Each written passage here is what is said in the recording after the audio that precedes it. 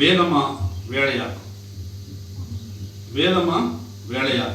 ஒரு தகப்பனார் அவருடைய கரத்தில் ஒரு பேங்க்னுடைய அப்பாயின்மெண்ட் ஆர்டர் வச்சுட்டு மகனை பார்த்து கேட்குறாரு, உனக்கு வேதம் வேண்டுமா வேலை வேண்டுமா?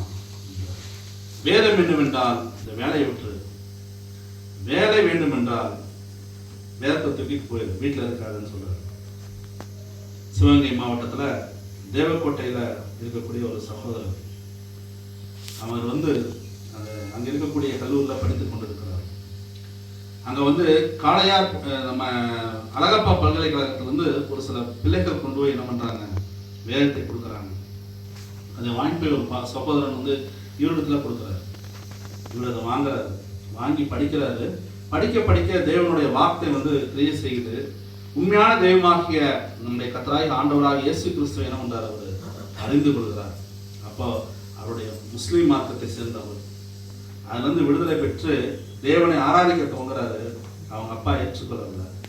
அப்படி படிச்சு முடிக்கும் போது தான் என்ன ஆகுதுன்னா, சேவகன் பாண்டியன் கல்லூரியில் படிச்சு முடிச்சுட்டு அவர் வேலைக்கு போகும்போது மதுரையில் தல்லாகுளத்தில் இருக்கக்கூடிய SBI bank, state bank of India, அதில் அவருக்கு வேலை கிடைக்குது. அந்த ஆர்டர் வந்துட்டு தான் அவங்க அப்பா கேட்குறாரு, உனக்கு வேதம் வேண்டுமா வேலை வேண்டுமான்றார். இவருக்கு போராட்டம். ஆனால் உண்மையான தெய்வமாக கர்த்தரை அறிந்து கொண்டோம்னா என்ன பண்ணக்கூடாது, அவர் பின்வாங்கக்கூடாதுன்ட்டு எனக்கு வேலை வேண்டியதில்லை, வேலை மட்டும் போதுன்னு தூக்கிட்டு கிளம்புறாரு. அவங்க அப்பா அந்த வேலைக்கான ஆர்டரை என்ன பண்ணுறாரு, கிளிக்கு கீழே வீசுகிறாரு. அந்த சகோதரனுடைய பெயர் அப்துல் கலாம் ஆசாத். அப்துல் கலாம் ஆசாத் ஒரு ஆலயத்தில் திருமணம் நடைபெற்றுக் கொண்டிருக்கிறது. மாப்பிள்ளை பேர் பார்த்தீங்கன்னா வில்லியம்ஸ், கிறிஸ்தவர். அந்த மணமகளுடைய பெயர் சங்கரி. அவர் இந்த குடும்பத்திலிருந்து வந்தவர். அதை நடத்துறது யாருன்னு கேட்டீங்கன்னா இந்த அப்துல் கலாம் ஆசாத் தான் நடத்துறாரு. அந்த வீட்டிலேருந்து வெளியே போன சகோதரர் அவருடைய நண்பர்கள் மூலமா என்ன பண்றாரு, சென்னைக்கு சென்று இந்துஸ்தான் கல்லூரியில வேதத்தை படித்துக் கொண்டு பாஸ்டராக வராரு. அவருடைய பேர் என்ன தெரியுமா, ஹட்சன் டெய்லர். ஹட்சன் டெய்லராக மாறி இன்றும் அந்த ஊழியத்தை நிறைவேற்றிக் கொண்டிருக்கிறார். நாங்கள் கடந்த வாரத்தில் கூட அவர் இடத்துல பேசணும். வேதம் கையில யார் கையில போய் கேட்டாலும் என்ன இருக்கும், அது அவர்களை தேவனுக்கு நேராக திருப்பம். ஏன்னா அந்த வார்த்தை என்ன வார்த்தை, அது கர்த்தருடைய வார்த்தை, ஜீவனுள்ள வார்த்தை. நீங்க ஒரு கையில போட்டு எத்தனையோ புக்கு கொடுக்கலாம், பக்கம் பக்கமா படிக்கலாம், ஆனா அதுல என்ன இருக்காது, ஜீவன் இருக்காதனால எந்த விதமான விளைவும் ஏற்படுத்தாது. புக்கை படிக்கலாம், கொஞ்ச நேரத்துக்கு அது இருக்கும். ஆனா தேவனுடைய வார்த்தை எப்படி, ஒரே ஒரு வார்த்தை போதும். ஒரு வார்த்தை சொல்லும் கர்த்தாவே, என்ன வேலைக்காரன் சொஸ்தமாவான். ஒரு வார்த்தை போதும். 1898ஆம் ஆண்டு அமெரிக்க தேசத்துல ஒரு விடுதியில 2 சகோதரர் இருக்கிறாங்க. அப்போலாம் இந்த மாதிரி விடுதிகளெல்லாம் ஃபெசிலிட்டிஸ் கிடையாது. அப்போ ஒரு சகோதரன் போய் எங்க இருக்கும்போது அவர் சொல்றாரு, நான் எங்க அம்மாவுக்கு வாக்கு கொடுத்துருக்கேன், ஒவ்வொரு நாளும் என்ன பண்ணுவேன், ஜெபித்து விட்டு தான் படுப்பேன், அதனால உங்களுக்கு டிஸ்டர்பன்ஸா இருக்கான்னு கேட்கும்போது அவர் சொல்றாரு, நானும் ரட்சிக்கப்பட்ட ஒரு பையனான்னு சொல்லிட்டு 2 பேரும் என்ன பண்றாங்க, ஜெபம் பண்றாங்க. 1898ஆம் ஆண்டு நடைபெற்ற ஒரு ஜெபம் பண்ணும்போது தேவன் அவர்களிடத்துல ஒரு விதையை ஊன்றுகிறார், ஒரு ஊழியத்தை ஆரம்பிக்கும்படி. இதே போல எத்தனையோ விடுதிக்கு வராங்கல்ல, அந்த விடுதியில வர மக்களுக்கெல்லாம் பைபிள் அப்பெல்லாம் சுலபமா கிடைக்காத ஒரு காலம். அந்த வேதாகமத்தை விநியோகிக்கிற ஒரு ஊழியத்தை நடத்துவோம், ஒவ்வொரு விடுதியிலையும் இதை கொண்டு போய் வேதாகமத்தை வைப்போம் அப்படின்னு சொல்லிட்டு அவர் ஆரம்பிச்சுட்டு அந்த அமெரிக்க தேசம் முழுவதுமாய் ஒரு அறிக்கை கொடுக்குறாங்க. கிட்டத்தட்ட 350 பேருக்கு மேல கொடுக்குறாங்க. யாரெல்லாம் எங்களோட இணைந்து கொள்கிறீங்க, எத்தனை பேர் வந்திருப்பாங்க, எத்தனை வந்திருப்பான்னு பாக்குறீங்க? ஒரே ஒரு சபதம் வந்தார். 1899ஆம் ஆண்டு 3 சபையில் ஆரம்பிக்கப்பட்டதா அந்த கிரியர் ஊழியம். இந்த 125 ஆண்டுகளாக உலகம் முழுவதும் கிட்டத்தட்ட 199 நாடுகளில் செயல்பட்டுக் கொண்டிருக்கிறது. 199 நாடுகளில் செயல்பட்டுக் கொண்டிருக்கிறது. Praise the Lord. அற்பமாக ஆரம்பிக்கப்பட்ட ஒரு ஊழியம் தான் இன்று இவ்வளவு நாட்கள் நடைபெற்றுக் கொண்டிருக்கிறது. இதுக்கு யார் ஓனர்னு பார்த்தீங்கன்னா, யார் ஓனர்? ஆண்டவராக இயேசு கிறிஸ்து தான் ஓனர். யாருமே சொந்தமான யாருமே கிடையாது. ஊழியத்துல முழு நேர பணியாளர் யாருமே கிடையாது. அப்ப எப்படி இந்த ஊழியம் நடைபெற்றுக் கொண்டிருக்கிறது? எங்களை போல வாலண்டியர்ஸ் தான். நாங்கள் உலக பிரகாரமான பணி தான் செஞ்சுட்டு இருக்கோம். அது சகோதரன் LG கேள்விப்பட்டிருப்பீங்க, கோயம்புத்தூர்ல ஒரு புகழ்பெற்ற ஒரு நிறுவனம். அதில் வந்து அசிஸ்டன்ட் ஜெனரல் மேனேஜராக இருக்கிறார். நான் ஒரு அரசு பணியில் இருக்கேன். அவர் தோழர், அவர் வந்து இங்கே இருக்கிறார், உங்களுக்கு தெரியும். ஒவ்வொருத்தரும் அவங்களுடைய பணியை நாங்கள் செய்து கொண்டிருக்கிறோம். என்னுடைய விடுமுறை நாட்களையும் என்னுடைய லெசர் பீரியட் என்ன பண்ணுறோம், தேவனுக்காக இந்த ஊழியத்தை நிறைவேற்றி கொண்டிருக்கிறோம். எதற்காக? இங்கே வசனம் போட்டிருக்கீங்களா, என்னது? கர்த்தர் நல்லவர் என்பதை ருசித்து பாருங்க. கர்த்தர் நல்லவர் என்பதை ருசித்து பார்த்ததுனால என்ன பண்றோம், அந்த ஊழியத்தை செய்யணும். கடவுள் இந்த இடத்தை விட்டு கடந்து போகும்போது கடைசியா சொன்ன வார்த்தை என்ன? மத்திய கடைசி அதிகாரத்தில் நம்ம வாசிக்கலாமே. கடைசி அதிகாரம் கடைசி 2 வசனம் வாசிங்க சீக்கிரம்.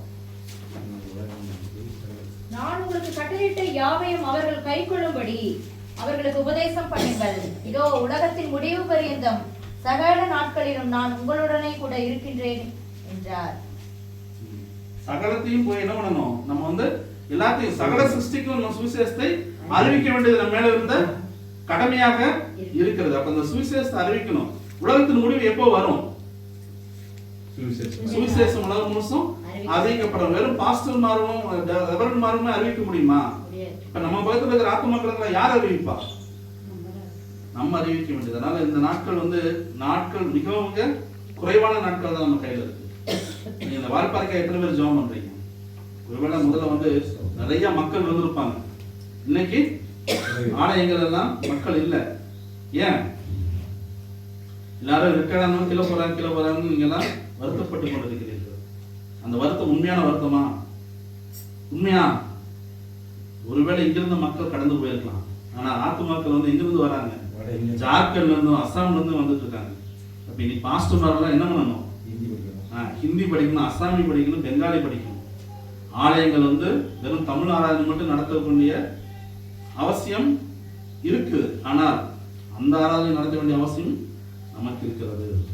அப்ப அந்த ஆத்துமாக்கள் யார் விலை கொடுக்கணும்? நம்ம தான் அவங்களுக்கு பொறுப்பு. நம்ம ருசித்து பார்த்த நாம் என்ன பண்ணணும் சொல்லணும். அதுக்காகத்தான் நாங்கள் சுமந்து வேதங்களை சுமந்து கொண்டு என்னுடைய விடுமுறை நாட்களை ஒவ்வொரு இடத்துல வரோம். இந்த ஊழியம் 1899ஆம் ஆண்டு ஆரம்பிக்கப்பட்டதுன்னு சொல்றோம். 125 ஆண்டுகளாக நடைபெற்றுக் கொண்டிருக்குன்னு சொல்றோம். இன்னும் கர்த்தர் வரும் வரைக்கும் என்ன ஆகும்? இந்த ஊழியம் நடைபெற்றுக் கொண்டிருக்கும். யார் மூலமாக இந்த ஊழியம் நடைபெறுகிறது? யார் மூலமாக நடைபெறுகிறதுன்னு பார்த்தீங்கன்னா, இப்போ நாங்கள் வாலண்டியர்ஸை நாங்கள் ஒர்க் பண்ணுறோம். இதற்கு காணிக்கை கொடுப்பது யார்? உங்களை போன்ற ஆலயத்து மக்கள், விசுவாசிகள் தான். வேற யார்த்தையும் காணிக்க வாங்குறது கிடையாது, வேற எதுவும் வாங்குறது. பிதா குமாரன் பரிசுத்த ஆவி நாமத்தினால யாரெல்லாம் ஞானஸ்தானம் கேட்டோம்னா அவங்க மட்டும்தான் இதுக்கு வந்து ஸ்பான்சர் பண்ண முடியும். நம்ம வெளியே போய் கேட்டோம்னா எத்தனையோ கோடிக்கணக்கான ரூபாய் வந்து நம்ம கைக்கு வந்து சேரும். நமக்கு அது தேவையில்லை. யார் கொடுக்கணும்? ஆலயங்கள் தான் கொடுக்கணும். ஆலயத்தினுடைய நீட்டப்பட்ட கரங்களாக தான் என்ன பண்ணுது இந்த ஊழியம் நடைபெற்றுக் கொண்டிருக்கிறது. அப்ப நான் உங்ககிட்ட வேண்டுகோள் என்ன வைக்கிறோம் அப்படின்னா, எத்தனையோ ஊழியர்களுக்காக ஜெபம் பண்றீங்க, எத்தனையோ ஊழியர்களுக்காக ஜெபம் பண்றீங்க, எத்தனையோ ஊழியர்களுக்காக கொடுக்குறீங்க. ஒவ்வொரு நாளும் டெய்லி 1 நிமிஷமாவது என்ன பண்ணுங்க, இந்த ஊழியத்துக்காகவும் ஜெபம் பண்ணுங்க. இந்த மாதிரி நீங்க வேதத்தை நீங்க நிறைய பேர் பார்த்துருப்பீங்க, வேதாகமம் பார்த்துருப்பீங்க. இதுதான் நாங்கள் கொடுக்கக்கூடிய வேதாகமம். உலகம் முழுசு 109 மொழிகள் இது வழங்கப்படுகிறது. இந்திய தேசத்தில் மட்டும் 25 மொழிகள்ல வழங்கப்படுகிறது. அசாமியெல்லாம் இங்கே வாங்குறோம். இப்போ இவங்கெல்லாம் வாங்குறாங்க. அசாமி வேதாகமம் தான் வாங்கிட்டு இருக்காங்க. எதுக்காக? அந்த மக்களுக்கும் அந்த வேதம் கொண்டு சேர்த்தணும் அப்படின்றக்காக வேண்டி கொண்டிருக்கிறோம். அன்பான பிள்ளைகளை, இதனுடைய விலை எவ்வளோ தெரியுமா? 50 ரூபா. அச்சடிப்பதற்கு தேவையான பணம் 50 ரூபா. நம்ம ஒரு கடைக்கு போகிறோம், டீ கடைக்கு போகிறோம். ஒரு டீ பண்ணு சாப்பிட்டீங்க எல்லாம் இருக்குது. 2 பேர் போனீங்கன்னா 100 ரூபா ஆயிடுது. அப்போ ஒருத்தர் போனீங்கன்னா 50 ரூபா ஆயிடுது. இதனுடைய விலையும் 50 ரூபா தான். இந்த உலகம் முழுசும் ஒரு ஆத்மாவோட விலை கடவுள் எவ்வளவு சொல்றாரு? விலையேற பெற்றது. அது விலை வந்து எப்படி சொல்றாரு? உலகம் முழுசையும் ஆதாயப்படுத்தினாலும் ஜீவனை நஷ்டப்படுத்தினா லாபம் என்ன? அப்புறம் ஆத்மாவோட விலை எவ்வளவு? இந்த உலகத்துல இருக்கக்கூடிய அத்தனை செல்வங்களையும் நீங்க சேர்த்துங்க. நீங்க வெளியில போங்க, எத்தனை ஜுவல்லரி இருக்கு, அதுல இருக்கிற தங்கத்தெல்லாம் சேர்த்துங்க. எவ்வளவு கோடி நமக்கு வந்து சேர்ந்து ஒரு வீதியில மட்டும். அப்ப உலகத்துல எத்தனை கோடி நகைகள் இருக்கு, இன்னும் எடுக்கப்படாத தங்கங்கள் எவ்வளவு இருக்கு, எவ்வளவு பெட்ரோல் இருக்கு. அத்தனை விலையும் சேர்த்துனீங்கனாலும் என்ன பண்ண முடியாது, ஒரு ஆத்மாவை ஈடாக்காது. ஆனா நம்ம அந்த ஆத்மாவை எதுல எடுக்கிறோம்? ஒரே ஒரு 50 ரூபா கொடுத்து நம்ம என்ன பண்றோம்? அப்ப இதோட தள்ளுபடி வேற எங்கேயாச்சும் கிடைக்கணும் உங்களுக்கு? ஆடி தள்ளுபடின்னு வாங்கிட்டு வந்து எத்தனை பேருக்கு நம்ம சொல்றோம்? அப்போ அவ்வளோ பெரிய ஆத்துமாக்களை, அவ்வளோ விலை பெற்ற ஒரு ஆத்துமாக்களை நம்ம ஒரே ஒரு 50 ரூபாய் என்ன பண்றோம், மீட்டு கொடுக்கிறோம். மீட்டு கொண்டு பரலோகத்துல என்ன பண்றோம், நமக்கு பரலோகத்துல மகிழ்ச்சி உண்டாக்கணும். அன்பான பிள்ளைகளை நம்மகிட்ட வந்து நிற்பது அதற்காக தான். ஒவ்வொரு வருஷமும் நாங்கள் வந்து நிற்கிறோம். எதுக்காகனா நீங்க கொடுக்கக்கூடிய வேதாகம் வந்து எப்படி சாட்சிகளாக மாறுகிறது அப்படின்றதுக்காக. நம்ம ஜெபிப்பு கேட்கணும். அதுதான் கொடுக்கக்கூடிய வேதாகங்கள் என்ன பண்ணணும், திறக்கப்படணும். திறக்கப்பட்ட வேதாகங்கள் வாசிக்கப்படணும். வாசிச்சாலே என்ன ஆயிடும், தேவனுடைய வல்லமை இறங்கும். புவனேஸ்வரி என்ற சகோதரி ஈரோட்டில் வேலைக்கு போறாங்க. வேலைக்கு போயிட்டு மதியான நேரத்தில் வீட்டுக்கு வராங்க சாப்பிட்றதுக்கு. சாப்பிட வரும்போது அந்த பக்கம் நிற்கிற ஒரு பையன், அவனோட பையன் வந்து ஓடி வரான். அம்மாவை பார்த்தவங்க இருசக்கர வாகனம் நிறுத்தணும்னா ஓடி வரும்போது வேகமாக வந்து ஒரு இருசக்கர வாகனம் என்ன பண்ணிடுது, அந்த பையனை அடித்து விடுகிறது. மேலேருந்து கீழே வரும்போது கோமாவாக விழுகிறான். கோயம்புத்தூர்ல கோவை மெடிக்கல் சென்டர் கேள்விப்பட்டிருப்பீங்க. கொண்டு வந்து அட்மிட் பண்றாங்க. அவங்ககிட்ட இருக்கக்கூடிய அத்தனை பணமும் செலவழிக்கப்பட்டு விட்டது.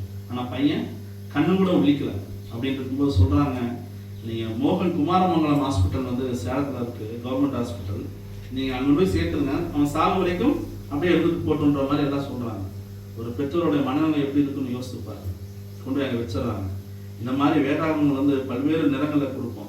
எங்களில் வந்து ஆண்கள் வந்து என்னன்னா கிரியன்ஸ்ன்னு சொல்லுவோம், பெண்கள் வந்து அந்த மனைவிமார்கள் அவங்க வந்து ஆப்சல்யூஷன் சொல்லுவாங்க. அவங்க என்ன பண்ணுவாங்கன்னா எங்களுக்காக ஜெபத்தில் தாங்குவாங்க. அவங்களுக்கு கொண்டு போய் ஹாஸ்பிட்டல்ஸ் கொண்டு போய் இந்த ஊழியத்தை நிறைவேற்றி கொண்டு இருப்பாங்க. ஒரு வெள்ளை கலர் பைபிள் அவங்க கையில் கொடுப்பாங்க. நம்ம கையில் கொடுத்தோன்னா அந்த பையன் தலைமாட்டு வச்சுட்டு வந்துட்டாங்க. வந்து வெளியே உட்காந்து காத்து கொண்டு இருக்கிறாங்க. போகும்போது பார்த்தீங்கன்னா ஒரு பிணம் அவர்களை கடந்து போயிருது. இந்த அம்மாவுக்கு ஒரு பயம். உடனே அந்த நர்ஸை கூப்பிட்டு கேட்குறாங்க, இது யாருன்னு கேட்கும்போது ஒரு பையனுடைய பெட்டுக்கு பக்கத்தில் படுத்திருந்த ஒரு தாத்தா.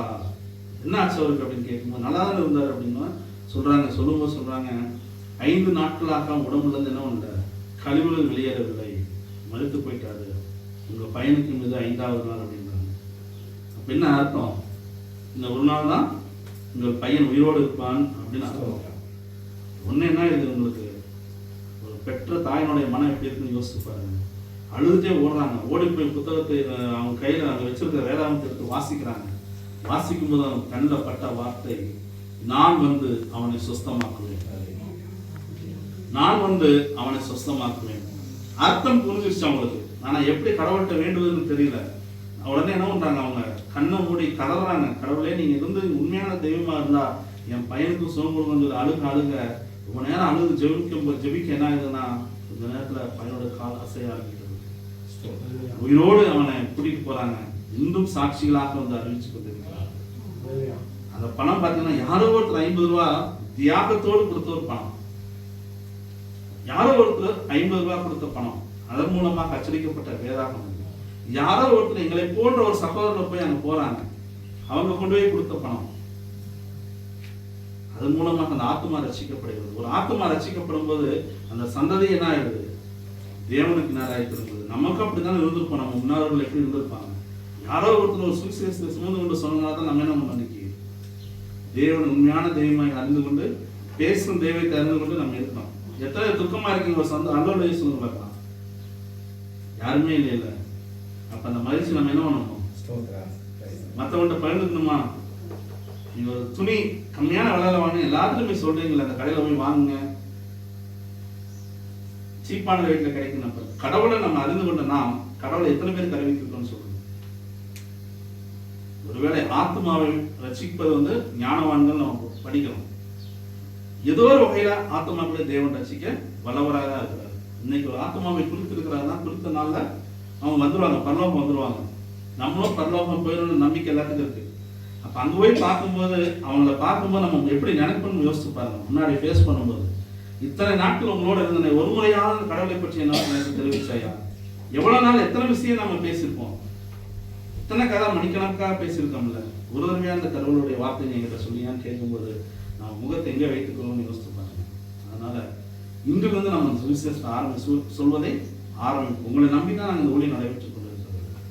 நம்ம கொடுக்கறது மட்டும் இல்லை, காணிக்கை கொடுக்கறது மட்டும் இல்லை, ப்ரேயர் பண்றது மட்டும் இல்லை, உங்களுடைய பார்ட்டிசிபேஷன் என்ன ஒன்றும் எங்களுக்கு தேவை. பாஸ்டர் மூலமாக நீங்க உங்களோட தொடர்பு பண்ணீங்கன்னா இதற்கான எல்லா ஏற்பாடுகளும் நாங்கள் பண்ணுவோம். நீங்க மெம்பராக எங்கள்கிட்ட பண்ணலாம், அல்லது நீங்க வந்து ஏதோ ஒரு கல்வி நிறுவனத்தில் வேலை செய்யலாம், ஹாஸ்பிட்டலில் வேலை செய்யலாம், ஏதோ ஒரு வகையில வந்து உங்களுக்கு இதை கொடுக்கலாம். நாங்க இதெல்லாம் ஹாஸ்பிட்டல்ஸ்ல, பள்ளிக்கூடங்கள்ல, சிறைச்சாலைகளுக்கு கூட என்ன ஆகுது போகுது.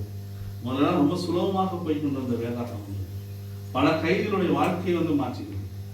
தற்கொலைக்கு நேராக போன பலருடைய வாழ்க்கையை வந்து மாற்றிருக்கு. அப்போ அந்த ஆத்துமாக்களை மீட்டுக்கொள்ள பொறுப்பு வந்து யாருக்கு இருக்கு? உங்களுக்கும் எனக்கும் இருக்கிறது. இந்த வாழ்ப்பாறை யார் கையில கொடுத்திருக்காரு? தேவன் எங்க கையில கொடுத்திருக்கிறார், எங்க கையில கொடுத்திருக்கிறார். அதுக்காகத்தான் நாங்கள் வந்து கோயம்புத்தூர்ல இருந்து வந்திருக்கோம். வந்து உங்களிடத்துல அறிவிச்சு என்ன பண்ணணும்? இந்த வாழ்ப்பாறை மலைநாட்டை சுதந்திரத்துக் கொள்ள, மலைநாட்டை கொடுங்கன்னு யார் கேட்டா? கேலர் கேட்டான். நான் போய் சேர்ந்த தேசம், அதனால அந்த தேசத்தை எனக்கு கொடுங்க, சுதந்திரத்துக் கொள்ளணும்னு கேட்டான். அதே போல நம்ம ஒவ்வொருத்தரும் கேட்க வேண்டிய வேலை என்ன? கடவுள்கிட்ட இந்த தேசத்தை சுதந்திரத்துக் கொள்ளக்கூடிய பொறுப்பை எங்களுக்கு கொடுங்க. நம்ம மட்டும் பரலோகம் சென்று போனால் பத்தாது. ஒவ்வொரு வார்த்தையும், தேவனுடைய வார்த்தையை நம்ம கொடுத்தோம்னாலே போதும். விதைக்கிற பணி மட்டும் நம்ம செஞ்சோம்னா போதும். விளைய செய்வது யார்? ஆண்டவராக இயேசு கிறிஸ்து. விதைக்கிற பணியை மட்டும் நம்ம போனோம்னா போதும். அப்போலோ பவுல் நட்டார், அப்போலோ நீர்ப்பாய்ச்சினா, விளைய செய்வது யார்? தேவன். அப்ப அந்த விதைக்கிற பணி நம்ம செஞ்சோம்னாலே போதும். ஒரே ஒரு வார்த்தை மத்தியில பட்டாலே என்ன ஆயிடும்? தேவன் அதை மீட்டுக் கொள்வதற்கு அவர் வல்லமையுள்ளவராக இருக்கிறார். வட இந்தியால இதே போல ஒரு ஆலயம், ஒரு பாஸ்டர் வந்து அழுது கொண்டு பிரசங்கம் பண்ணி கொண்டிருக்கிறார். அப்ப என்னன்னு கேட்கும்போது, வயதான ஒரு பாஸ்டர், அப்ப கடந்து போனவங்க கேட்கிறாங்க, எதுக்காக அழுகிறேன்னு சொல்லிட்டு அவர் சாட்சி சொல்றாரு. நான் இதே ஊர் வழியா பல நாட்கள் நான் போயிருக்கேன், பல நாட்கள் ஊழியத்தை நிறைவேற்றிட்டு இருக்கேன். வயதான காலத்தினால என்னால ஊழியத்தை நிறைவேற்ற முடியல. நான் இப்ப என்ன பண்ணுவேன்னா, இந்த மாதிரி வேதாகங்களை சுமந்து கொண்டு ட்ரெயின்ல ஏறுவேன், அந்த ஸ்டேஷன் இந்த ஸ்டேஷன்ல வருவேன், மறுபடியும் கொடுத்துட்டு போவேன். ஒரு நாள் இதே வழியில கடந்து போகும்போது ஒரு முரட்டு மனிதன் வந்து என்ன பண்ணான், என்கிட்ட இருந்த வேதாகங்களை கிழித்து ரயில்வே ட்ராக்ல தூக்கி வீசிட்டு போயிட்டான். அது எனக்கு ஞாபகம் வருகிறது, அதனால தான் என்ன பண்றேன், அழுகிறேன்னு சொல்றாரு. உடனே பாஸ்டர், சர்ச் நடத்தி கொண்டு இருந்த பாஸ்டர், ஒரு நிமிஷம் நில்லுங்கன்னு சொல்லிட்டு ஒரு மனிதனை கொண்டு வந்து அந்த இடத்துல இருக்கிறார். அப்போ எல்லாரும் பார்க்க, அவனுடைய கண்கள் வந்து அவனை நோக்கி பார்க்குறது, எதுக்காக அப்படின்னு. அப்போ அவர் சொல்றாரு, நான் தற்கொலைக்கு நேராக என்ன பண்ணேன், ஒரு நாள் இந்த தண்டவாளத்தில் வந்து படுத்துட்டு இருந்தேன். ட்ரெயின் வருவதற்காக காத்து கொண்டு இருக்கும் பொழுது இந்த மாதிரி ஒரு புத்தகம் வந்து என்ன பண்ணேன், சலசல சத்தம் எனக்கு வந்து தற்கொலைக்கு நேராக போனோம். என் கான்சன்ட்ரேஷன் எல்லாம் என்ன பண்ணிடுச்சு, கெடுத்துருச்சு. அதனால என்ன பண்ண, காத்துல அடிச்சதை திருப்பி வச்சுட்டு மறுபடியும் படுத்தேன். அப்போ என்னால என்ன பண்ண முடியல, தற்கொலைக்கு அந்த மனசு வந்து போகல. உடனே நான் என்ன பண்ண, எடுத்து படிக்க ஆரம்பிச்சேன். அந்த வார்த்தைகள் வந்து என்ன பண்ணுச்சு, கிரியை செய்தது. பாதி கிழித்து வீசப்பட்டது அந்த வேதாகம். நான் வழியா கடந்து போகும்போது இந்த ஆலயத்தை பார்த்தேன். இந்த பாஸ்டர்கிட்ட கேட்கும்போது இன்னும் அதிகமா அறிவித்தார், இந்த ஆலயத்துல இருந்து நான் ஊழியத்தை நிறைவேற்றி கொண்டிருக்கிறேன்னு சொல்றேன்.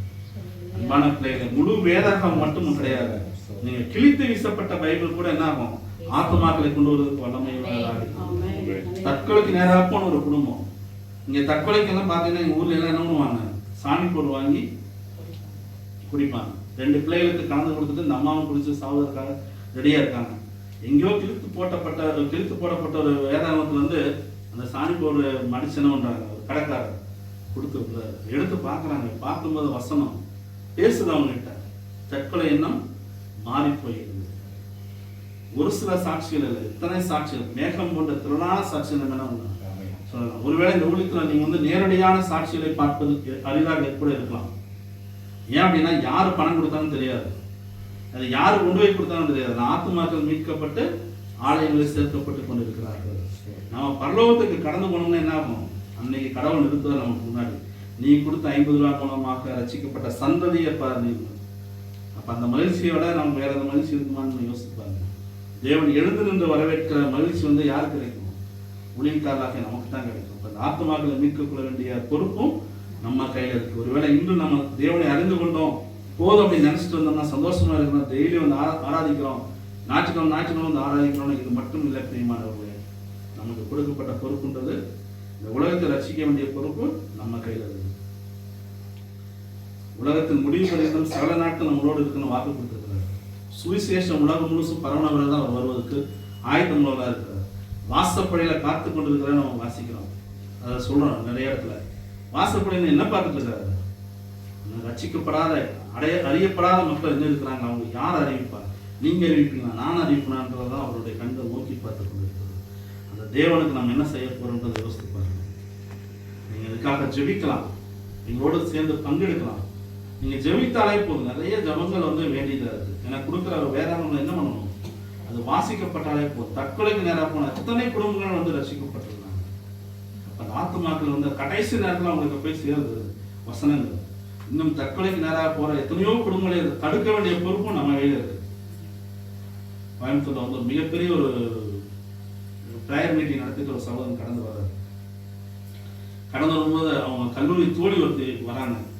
ஒருவேளை எல்லாம் இவருக்கு ரொம்ப பெருமை, இவ்வளவு பெரிய மீட்டிங் நடத்தி முடிச்சுட்டு போகும்போது வந்தோன்னு அந்த அம்மா திட்ட ஆரம்பிச்சிடுறாங்க.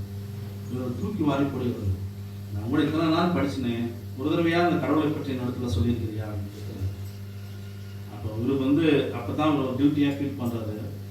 ஆனால் கடவுளை அறிந்து கொண்டதுனால என்ன பண்ணேன், எங்க அம்மாவை காப்பாத்திட்டேன் கேன்சர்ல இருந்து. இன்னும் கொஞ்ச நாள் முன்னாடி தெரிஞ்சிருந்தேன் எங்க அப்பாவையும் நான் காப்பாற்றிருப்பேன்ல அப்படின்னு. இந்த போல நம்மகிட்ட கேட்டாங்கன்னா நம்மளுடைய பதில் என்னவா இருக்குன்னு யோசிப்பாங்க. இன்னிலிருந்து நம்ம ஒரு தீர்மானம் எடுப்போம். இந்த ஆண்டுல நம்ம ஒரு குடும்பத்தையாவது என்ன பண்றோம், ஆலயத்துக்கு கூட்டிட்டு வரணும். இந்த ஆலயம் நிரம்பி வழியணும், பல ஆராதனைகள் நடைபெறணும். நம்முடைய கரத்துல தான் இருக்கிறது. இந்த ஊழியத்திற்காக திறந்து கொடுக்கிற பாஸ்டருக்கு நாங்கள் வந்து நன்றியை தெரிவிக்கிறோம். உங்களோட பிள்ளைகளாக உங்களுடைய காணிக்கை மூலமாக என்ன ஆகுது, இந்த ஊழியம் நடைபெற்றுக் கொண்டு எத்தனையோ பேர் தியாகத்தோடு கொடுக்கக்கூடிய ஊழியர்கள் தான் இருக்கு. அந்த 2 காசு போட்ட விதவி தான் தேவன் பார்த்தார். அதைத்தான் இன்னும் நம்ம பைபிள் எழுதி வச்சிருக்கோம். 2 கோடி ரூபா போட்டவங்க எல்லாம் கூட பைபிளில் கிடையாது. 2 காசு அதை இருக்கிறதை கொடுத்ததை தான் என்ன பண்ணிருக்காரு, தேவன் ஆசீர்வதித்திருக்காரு. ஒருவேளை நம்ம பல நினைக்கலாம், நம்ம கொடுக்கறதுக்கு வசதி இல்லைன்னு கூட நினைக்கலாம். ஆனால் ஒரு 50 ரூபா நம்ம கொடுத்தோம்னால என்ன ஆகும், ஒரு சந்ததி தேவனுக்கு நேரம் இருக்கும். ஒரு டீ காசு, டீ பண்ணு சாப்பிட்டோம்னா என்ன காசு வரும், அதன் மூலமாக நம்ம ஆத்மாவை ரசிப்பதற்கு, ஒரு சந்ததியை தேவனுக்கு ரசிப்பதற்கு மிகப்பெரிய வாய்ப்பை தேவன் நமக்கு கொடுத்துருக்கிறார். அந்த அழைப்பை கொடுப்பதற்காக அவங்களுக்கு வந்துருக்கோம். இந்த மலைப்பட்டணம், இந்த மலை தேசம் சுதந்திரிப்பது நம்முடைய கரங்களில் இருக்கிறது. அதற்காக நம்ம தொடர்ந்து ஜெபம் பண்ணுவோம். செய்திக்கு நேரம் கடந்து போகலாம். இன்னொரு விஷயம் மட்டும் சொல்றோம், நீங்க கொடுக்கக்கூடிய பணம் அத்தனையுமே என்ன ஆகும், இந்த பைபிள் அச்சடிப்பதற்கு மாத்திரம்தான் செலவழிக்கப்படுகிறது. இப்போ நீங்கள் எல்லாம் எப்படி வந்தீங்க, கோயம்புத்தூர்லாம் செலவு பண்ணிட்டு வந்திருக்கீங்கன்னா, எங்கே நாங்கள் சென்றாலும் என்ன சாப்பிட்டாலும் அதெல்லாமே எங்களுடைய சொந்த பணம் தான். நீங்கள் கொடுக்கக்கூடிய காணிக்கிறது ஒரு பைசா கூட என்ன ஆகாது, இதற்கென்று வராது. அந்த உத்தரவாதத்தை நாங்கள் தரோம். அது ஆத்மாக்களை ரசிப்பதற்காக, இந்த புத்தகம் அச்சடிப்பதற்காக மட்டும்தான் செலவழிக்கப்படுகிறது என்பதை விதத்தில் நாங்கள் உறுதியாக தெரிவித்துக் கொள்வோம். ஒருவேளை நீங்கள் வந்து இவ்வளோ செலவு பண்ணுறீங்களே அப்படின்னா கடவுள் அதை பார்த்துக் கொள்வார். கடவுள் எத்தனையோ எங்களுக்கு ஆசீர்வாதங்கள் கொடுத்துருக்கிறார்கள். ஆனால் அதை பற்றி எங்களுக்கு எந்த விதமான கவலையும் கிடையாது. கிடியன்ஸ் யாருமே எல்லாம் அந்த மாதிரி தான். எத்தனை பேர் கிடியன்ஸ் இருந்தாலும் அவர் சொந்த பணத்தை செலவழித்து அந்த ஊழியத்தை நடத்தி கொண்டு இருக்கிறாங்க. நீங்கள் ஒருவேளை நினைக்காதீங்க, அந்த மாதிரி ஒருவேளை நம்ம கொடுக்குற பணம் இவங்க போயிட்டு எவ்வளோ அச்சடிக்க போகும், அந்த மாதிரி எண்ணம் நமக்கு வேண்டியதில்லை. இன்னைக்கு மட்டும்தான், என்னைக்குனாலும் நீங்கள் கொடுக்கக்கூடிய காணிக்கை அத்தனையுமே ஆகும். பைபிள் வேதாகமங்கள் அச்சடிப்பதற்கு மாத்திரம்தான் செலவழிக்கப்படுகிறது என்ற உத்தரவாதத்தை நம்ம வாசிக்கலாம். கண்களை விட ஒரு நிமிஷம் மட்டும் துதி நிமிடத்தில் வாசம் பண்ணுகிற தேவனே, நன்றியோடு துதிக்கலாம் சாமி, ஸ்தோத்திரிக்கிறோம் தேவனே. நீர் முன்குறித்த இந்த நாளில கூட சாமி